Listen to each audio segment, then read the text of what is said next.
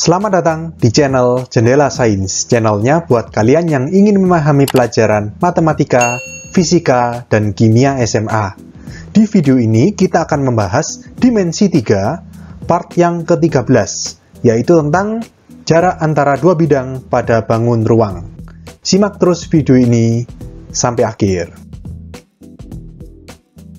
Sebelum kita membahas jarak antara dua bidang pada bangun ruang, kita bahas dulu atau kita review bagaimana kedudukan dua bidang. Ini sudah pernah saya bahas di part-part awal. Oke, jadi di sini misalkan ada kubus ABCDEFGH, kemudian titik P ini berada pada perpanjangan rusuk AB. Maka seperti ini, ada tiga macam kemungkinan kedudukan dua bidang. Yang pertama adalah bidang yang berimpit. Contohnya pada kubus ini adalah bidang ACP, berarti ACP bentuknya segitiga ya. Dan bidang ABCD, ABCD kan yang persegi ini. Kalau kalian lihat, ACP sama ABCD ini kalau kalian perluas kan ya bidang yang sama, yaitu bidang alas kubus. Ngerti ya? Atau dengan kata lain, bidang ACP ini menempel pada bidang ABCD. Atau bidang ACP berimpit dengan bidang ABCD.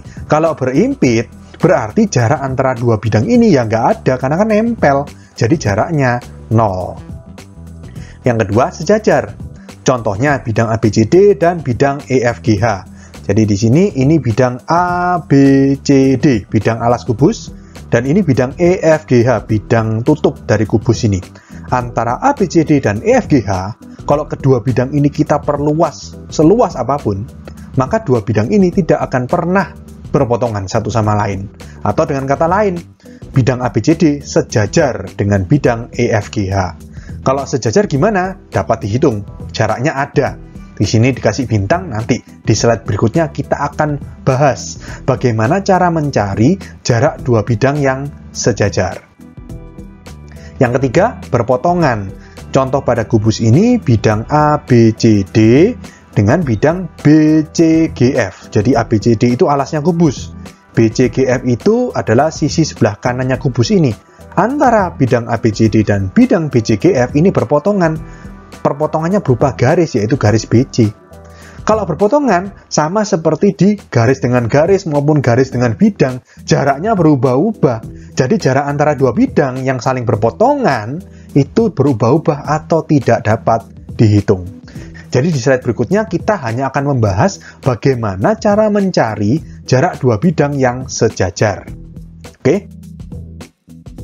Kalau misalkan dua bidang itu sejajar, jadi misalkan di sini bidang alfa, ini ya, bidang alfa yang warna orange atau coklat yang di atas ini, dan bidang beta yang warna biru ini sejajar. Maka buatlah garis dari titik A yang terletak pada bidang alfa. Titik A ini terletak pada bidang alfa ya, yang memotong tegak lurus bidang beta di titik B.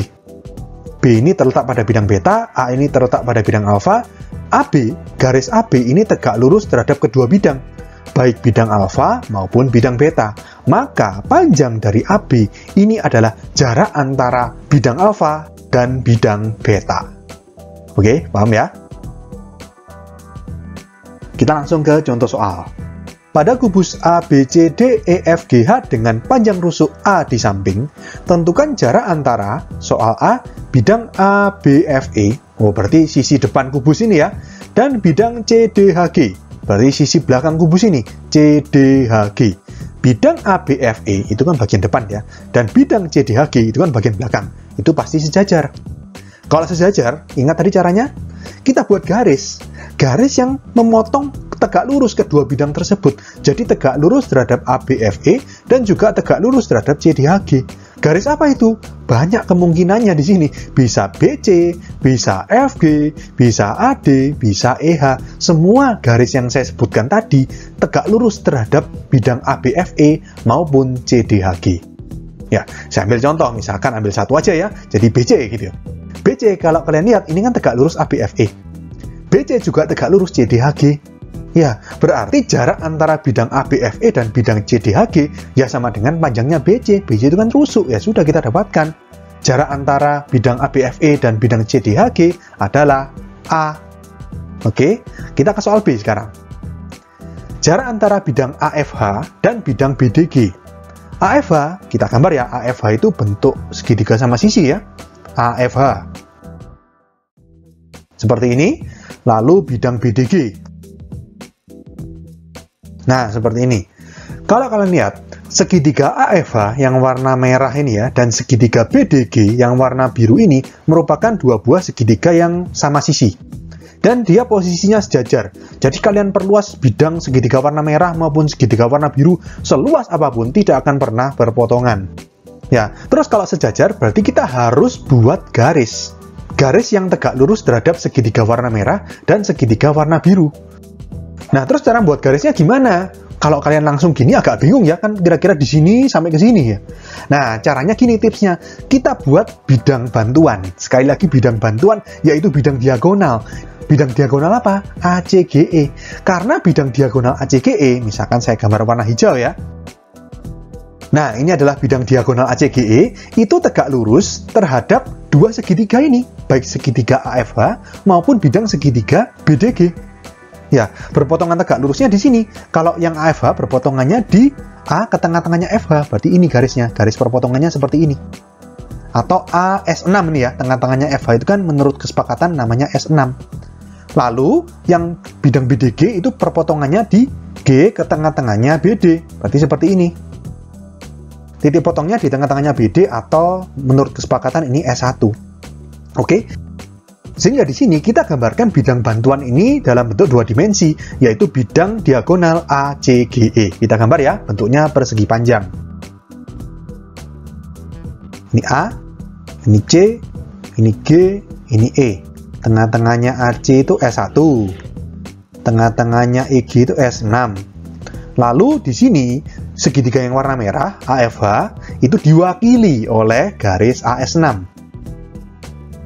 Sedangkan segitiga BDG diwakili oleh garis S1G. Nah, seperti ini.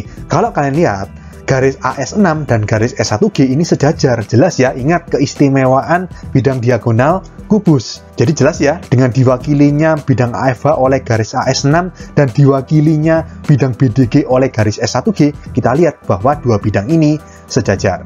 Nah, kalau sejajar berarti di sini dari masing-masing perwakilannya ini kita tarik garis. Garis yang tegak lurus terhadap AS6 dan juga S1G. Garis apa itu? Garis EC atau diagonal ruang EC. Misalkan saya gambarkan diagonal ruang EC. Diagonal ruang EC ini memotong tegak lurus AS6 dan S1G. Nggak hanya itu, garis yang warna ungu ini EC dibagi oleh garis yang warna merah dan biru menjadi 3 bagian sama panjang. Nah, terus kalau misalkan titik perpotongannya ini X dan Y, maka jarak dari garis AS6 ke S1G itu adalah XY. Ya, XY itu apa? XY itu berarti kan gini, coba logika. Kalau misalkan EC ini diagonal ruang, kan A akar 3. Terus EX, XY, YC ini sama panjang. Berarti kan anggapannya XY ini sepertiganya. EC dibagi 3 kan jadi XY. Ngerti ya? Kalau EC itu A akar 3, maka XY atau dalam hal ini jarak antara bidang AFH dan bidang BDG adalah sepertiganya atau sepertiga A akar 3. Oke? Paham ya? Jadi di sini saya berikan tips ya, kalau misalkan kalian merasa susah untuk menggambar garis yang tegak lurus kedua bidang, maka kalian buat bidang bantuan. Bidang bantuan itu syaratnya adalah bidang yang harus memotong tegak lurus dua bidang yang akan kita tentukan jaraknya. Ya, biasanya bidang diagonal, biasanya. Ya, jadi di sini kita gambarkan bidang diagonal, dan kalau sudah kita buat bidang bantuan, maka perpotongan antara bidang bantuan dengan bidang masing-masing itu kan berbentuk garis. Garis itu mewakili bidang yang bersangkutan. Jadi kalau di soal ini tadi, garis AS6 yang ini mewakili bidang AFH. Garis GS1 mewakili bidang BDG, sehingga jarak antara bidang AFH dan bidang BDG itu bisa kita anggap sama dengan jarak antara garis AS6 dengan garis GS1. Oke? Contoh soal berikutnya. Pada kubus ABCDEFGH dengan panjang rusuk A di samping, tentukan jarak antara bidang Q1 R1 R4 dan bidang Q3 P2 P3. Kita gambar dulu bidangnya ya. Q1 itu kalau menurut kesepakatan tengah-tengahnya AE. Ini Q1. Lalu R1 itu tengah-tengahnya EF. Ini R1. R4 itu tengah-tengahnya EH. Berarti ini R4. Kita buat bidangnya ya. Berarti ini bentuknya segitiga sama sisi ya. Seperti ini.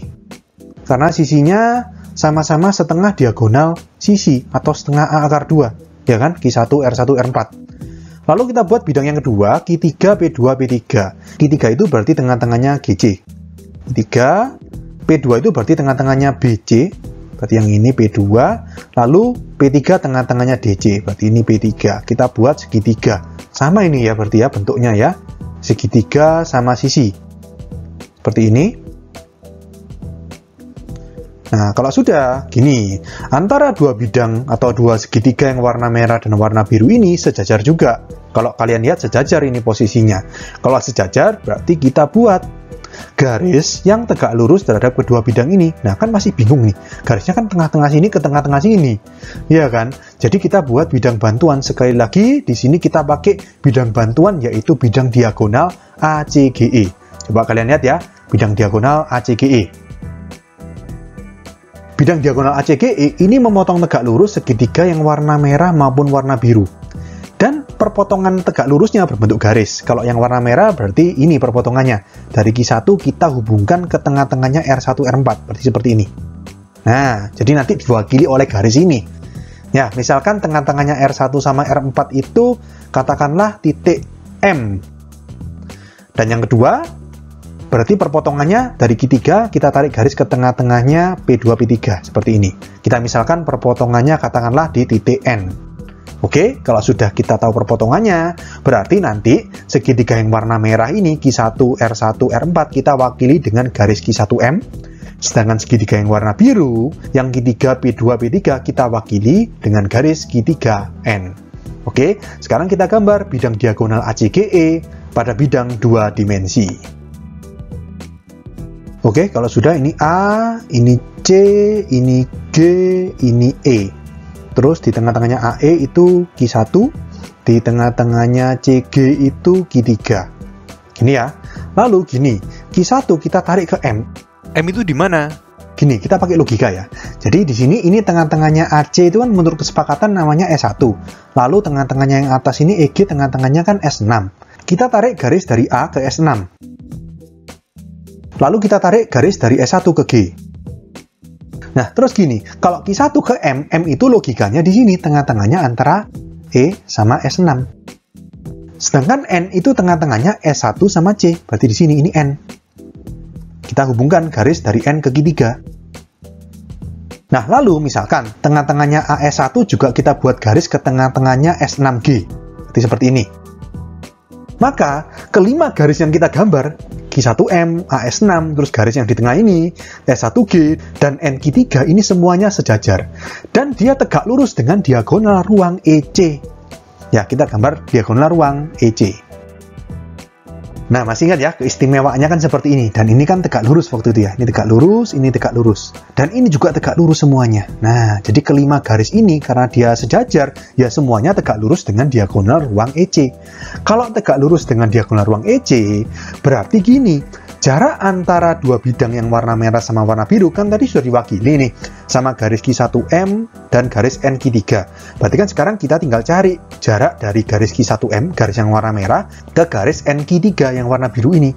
Jaraknya ini kan sudah tegak lurus. Berarti kalau misalkan diagonal ruang EC ini berpotongan dengan Q1M di titik X, dan berpotongan dengan NQ3 di titik Y, maka jarak antara garis Q1M dengan NQ3 adalah XY.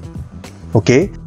Nah, kalau kalian lihat di sini, 5 garis yang sejajar ini memotong diagonal ruang EC menjadi 6 bagian sama besar.